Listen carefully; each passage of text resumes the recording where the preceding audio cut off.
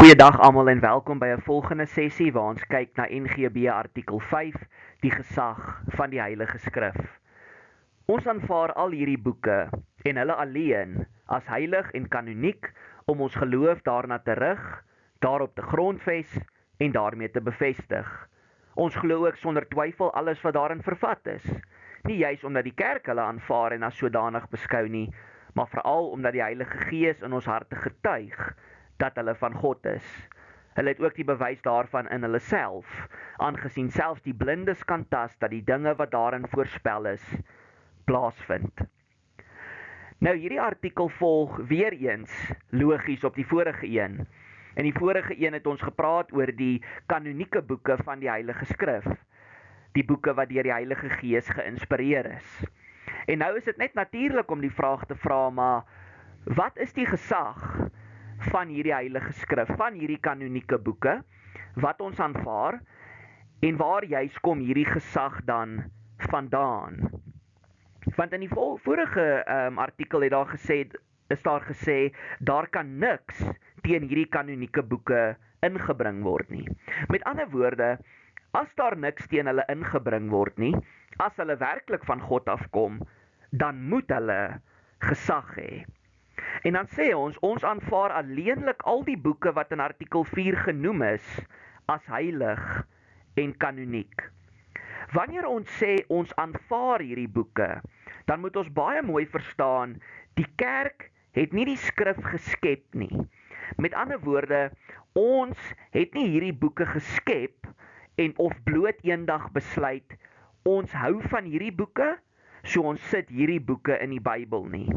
Nee, ons erken bloot, ons bely bloot, hierdie is God se woord.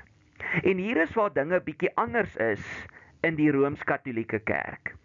In ons tradisie, in die gereformeerde tradisie, sê ons, die kerk is die produk van die skrif. Met ander woorde, die skrif kom eerste, dan kom die kerk. Terwyl in die Rooms-Katolieke Kerk staan daar die kerk was eers daar en die skrif is 'n produk van die kerk. Met ander woorde, die kerk bepaal wat gesag het. Terwyl ons sê nee, die kerk kan nie bepaal wat gesag het nie. Die kerk kan erken en bely dat iets gesag het omdat die Heilige Gees dit aan ons getuig, maar die gesag kom alleenlik van die Here af. Nou wanneer ons sê ons aanvaar al hierdie boeke en hulle alleen, dan praat ons van wat ons noem 'n geslote kanon. 'n Geslote kanon beteken God se openbaring is afgesluit. Daar gaan nooit meer as 66 boeke in die Bybel wees nie. Dit beteken nie dat God nie vandag nog in ons lewens werk nie, maar dit beteken dat alles wat ons moet weet om die Here te ken, om hom te eer en hom te verheerlik, en alles wat ons moet weet om gered te word, is reeds vir ons saamgevat in 66 boeke wat een groot oorkoepelende verhaal vertel. Daarom kan daar nie nog goeters bygevoeg word wat ons sê die Heilige Skrif is nie. En wanneer ons sê dat ons hulle alleenlik as heilig aanvaar, dan sê ons hierdie boeke is eenkant geplaas deur God. Met ander woorde, dis anders as enige storieboek wat ons lees, dis anders as enige geskiedkundige boek wat ons lees, want hierdie boeke kom direk van God af. En nou moet ons vra, maar met watter doel? Wat is die doel van hierdie heilige kanonieke boeke? Die doel van hulle is in die eerste plek om ons geloof te rig. Met ander woorde, dit regeer oor wat ons glo en hoe ons optree. In die tweede plek, om ons geloof daarop te vestig. Met ander woorde, dit gee vir ons die fondasie van dit wat ons moet glo. En in die derde plek, om ons geloof daarmee te bevestig. Met ander woorde, dit versterk die sekerheid wat ons het. En nou kom ons weer terug na die vraag toe, maar wat beteken dit dat ons hierdie boeke aanvaar? Wat beteken dit dat ons sonder twyfel aanvaar alles wat daarin glo dat dit die waarheid is? Ons aanvaar dit nie omdat die kerk sê ons dit moet aanvaar nie. Nou daar is vir 'n lang tyd in die kerkgeskiedenis, meer in die vroeë kerkgeskiedenis, gestry oor watter boeke juis in die Bybel opgeneem moet word. Nou, ons sê nie, destyds was daar 'n konsilie, met ander woorde, daar was 'n kerkvergadering, toe is daar gesê, hierdie boeke moet opgeneem word, en nou luister ons vir die kerk, want 'n klomp heilige mense het bymekaar gekom, en hulle het gesê, hierdie boeke kom van God af. Nee, dit is nie wat ons glo nie. Ons aanvaar hulle nie, omdat die kerk sê, ons moet hulle aanvaar nie.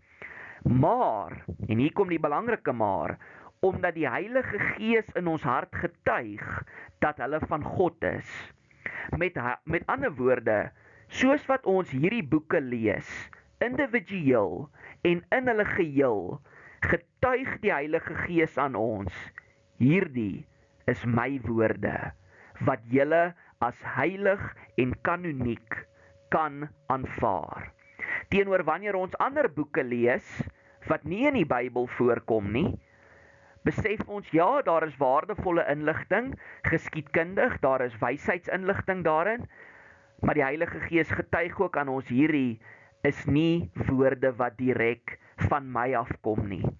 En dan voeg Hierou de Bré by, hulle het ook die bewys daarvan in hulle self, ons het dit eintlik reeds gesê, aangesien selfs die blindes kan tas, dat die dinge wat daarin voorspel is, plaasvind. Met ander woorde, as ons byvoorbeeld iets vat soos die profeseë oor ons Here Jesus Christus in die Ou Testament en hoe dit in die Nuwe Testament vervul is. Mens kan bladsye en bladsye van kolomme maak, waar daar aan die een kant staan, dit is wat oor hom geprofeteer is, en hier is hoe dit vervul is. Daar is hier geprofeteer dat hy uit 'n maagd gebore gaan word, hier is die bewys dat hy uit 'n maagd gebore is. Hier is daar geprofeteer dat hy gekruisig sou word, hier is die bewys daarvoor. Bladsye en bladsye kan ons in 2 kolomme langs mekaar dit vir mekaar wys, sodat selfs die blindes kan sê, maar weet jy wat, wanneer ek na die Bybel luister, kan ek hoor hoe alles wat geprofeteer is, waar word. Die Bybel het in homself die bewys dat dit waar is. Wanneer ons dit lees, kom ons deur die Heilige Gees onder die oortuiging, hierdie kom van God af. Dis anders as ander boeke wat bloot deur mense geskryf is. En dan wat veral van belang is Jesaja 46 vers 10 waar daar staan, ek kondig van tevore aan wat later sal kom, lank tevore al wat nog nie gebeur het nie. Ek sê wat ek besluit het, en dit gebeur. Wat ek wil, doen ek. Met ander woorde, die Here kyk nie in die toekoms in, sien wat gaan gebeur, en dan beraam hy sy plannetjies nie. Nee, die Here sê, ek besluit wat gaan gebeur, en ek maak seker, dit gaan gebeur. En nou wil ek julle aandag vir 'n oomblik vestig op hierdie prentjie op die skrif. Op die skerm. Wat is hierdie prentjie? Al hierdie lyne wat getrek is lyne wat wys hoe die verskillende boeke van Genesis tot Openbaring met mekaar link. Hoe hulle mekaar glad nie weerspreek nie, maar hoe 66 boeke geskryf oor duisende jare of ongeveer 1000 jaar plus minus dalk nog meer, hoe al hierdie boeke geskryf oor honderde jare uit mekaar uit, geskryf deur verskillende outeurs, mekaar glad nie weerspreek nie, maar een wonderlike verhaal vertel. Indien jy vir interessantheid wonder hoeveel lyne daar op hierdie prentjie is, daar is 63.779 lyne. Met ander woorde, daar is 63.779 bewyse dat die skrif homself nie weerspreek nie, maar dat dit van Genesis tot Openbaring een wonderlike verhaal aan ons vertel. En nou wil ek graag afsluit met 'n aanhaling uit die Westminster belydenis, ook 'n gereformeerde belydenis wat ek in eenvoudige Afrikaans vertaal het om vir ons te sê waarom ons die Bybel kan vertrou, waarom ons kan weet dat dit gesag het. Die Bybel wys vir ons hoe wonderlik God is. Dit wat ons lees, werk altyd wanneer ons dit toepas. En alles daarin pas soos 'n legkaart in mekaar in. Die hoofdoel van al die gedeeltes is om al die eer aan God te gee en alles wat daarin geleer word is volmaak. Ek sien julle in die volgende sessie.